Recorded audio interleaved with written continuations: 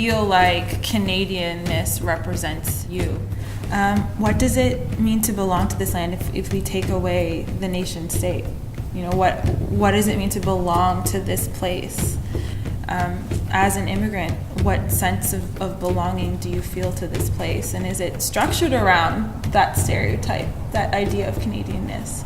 Or is it something more? Is it how you feel in this place? Is it the relationships that Nadia was alluding to that support everything? So I guess, yeah, what does it mean to belong to this land? Well, I guess I don't consider myself a Canadian.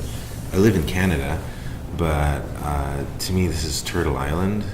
I'm foremost Anishinaabe and Ongwehome. We were here before Canada was Canada.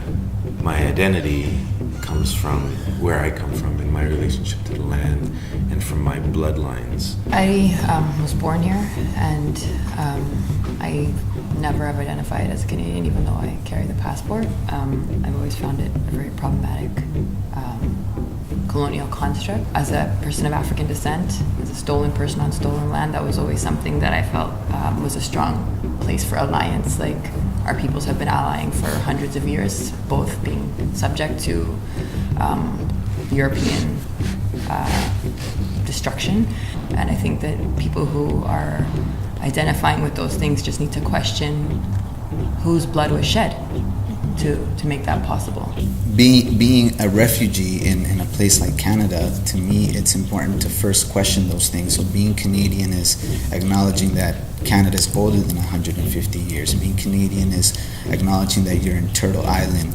Being Canadian is knowing about the Iroquois Confederacy. It's about really knowing that and passing that down to our children and really digging and uncovering the true knowledge in order for us to be able to come to a true understanding of who we are without a national agenda, creating imagined communities of who we should be like. Right?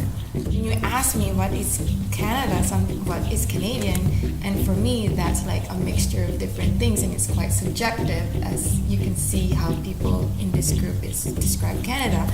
But I always say I am 100% Filipino in as much as I'm 100% Canadian. I'm a total 100% human being, and for me that's all that matters.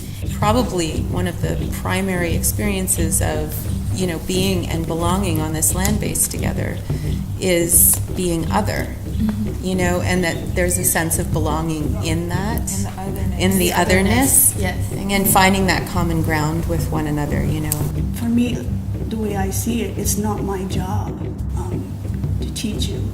It's not my job to make you understand. It's my job to keep amplifying our stories through art. As an artist, we have a responsibility to speak the truth, and what we're doing is cultural resistance, and it's a resistance that has proven to be very effective in the past.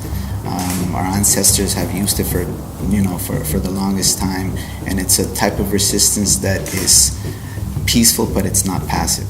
Until we start protecting the waters and changing the extractive nature of the relationship that Canada has with the land, until there is not a disparity between the funding that Indigenous children are receiving in schools compared to everyone else, until the employment rates and suicide rates and until we actually deal with those issues where the quality of life for our people is not so radically different than from everyone else, reconciliation is a real thing. Yes, it really should be Canadian society taking the steps towards reconciliation.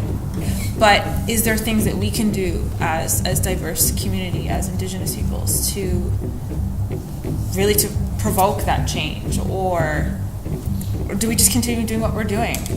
The next step is policy, right? Because laws only work for those who make them.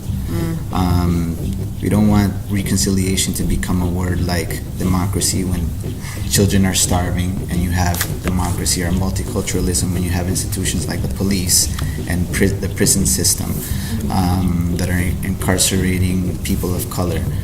Reconciliation is something fresh, and all of a sudden we're celebrating the 150 years of Canada, leaving out all of the stuff that came out of all the information that came out of the Truth and Reconciliation.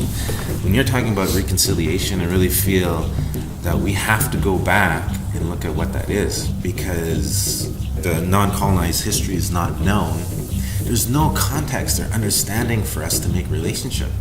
It's like Indigenous people that are like, you know, making these projects when it should be, you know, the colonialists of this country making that. You know, if people are going to call themselves Canadians, that they should know the history of the land. And I'm not talking about colonial history, I'm talking about, you know, the real history.